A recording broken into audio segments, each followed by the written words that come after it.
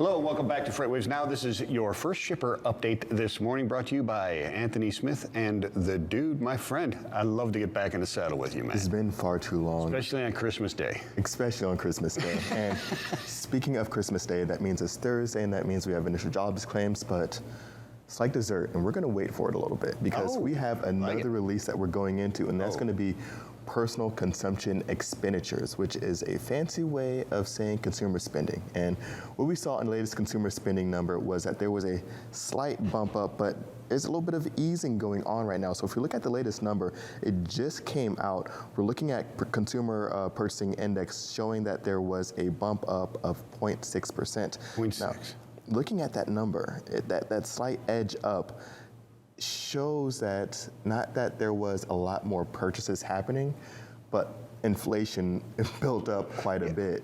And so when we're looking at this consumer spending, we're seeing, consumer spending went up, but not because, as we were talking about on the carrier update, that they bought more stuff. It's just that the value. So how do you perform that math to figure out how much of that 0.6 is spending and how much of it is, or like more spending and how much of it is just inflation? So or is it making up for less spending, right? Yeah, so you can jump into some of the different breakouts from within consumer spending or the personal consumption expenditure report. So one of the big ones that we have is disposable personal income. And we saw that there was a 0.1% increase on that one. So slight tick up because wages have been raising quite a bit over the last year or so, but that wage increase has not outpaced right now the rate of inflation. So inflation has eaten up all those wage increases that we really have been seeing for some of those consumers. So that's one of those areas that we're seeing right there. Another one is looking at personal consumption expenditure, excluding food and energy or including it. And so when we take out food and energy, we do see a slight downward movement on some of those components. We're looking at what's going on with grocery stores. We're looking at what's going on with energy. We're looking at some of those subcomponents. We definitely do start to see some of those variances. So you can really kind of look into some of the underlying trends to see what's going on in some of those different areas, where consumers getting hit the hardest. When we're looking at what's going on with, like I said, disposable income, we did see a downward movement of 0.1% from that 0.2%. But as you know, that consumer spending is really starting to get eaten up by a lot of those inflationary pressures right now. Yeah, it certainly is. So how are you reading this as, okay, we're still kind of stabilizing, or this is evidence more that we're going south?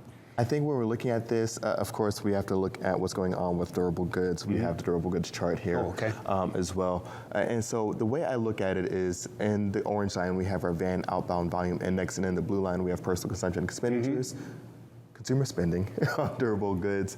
And we're seeing this upward movement here so for durable goods, but that upward movement has come down substantially.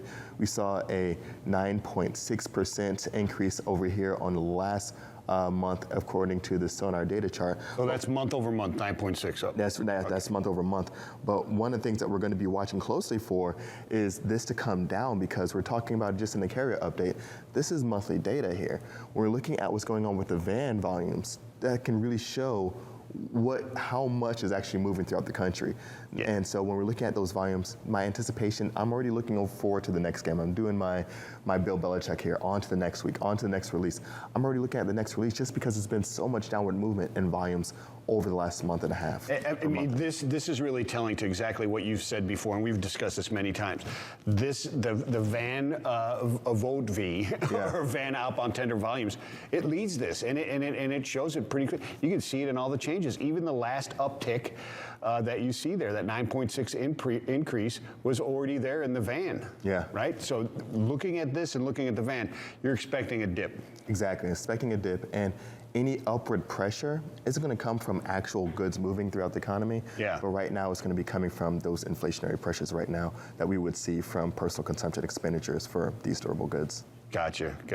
Any employment releases today? I knew it was going to come down to that. And Vincent, we got our next chart here. We have our next chart here, and that is weekly initial jobs claims. And so last week, we saw the lowest number since the 1960s. Wow. And so it was quite a downward movement. Back in my day. It was, it's back in our day. It's back in our day. Throw myself in there. All right, why not? Why not? So we're looking at these numbers. We saw this downward movement here. Lowest number since the 1960s. So it popped back up into reality, into 200,000 So nothing too crazy, still incredibly low.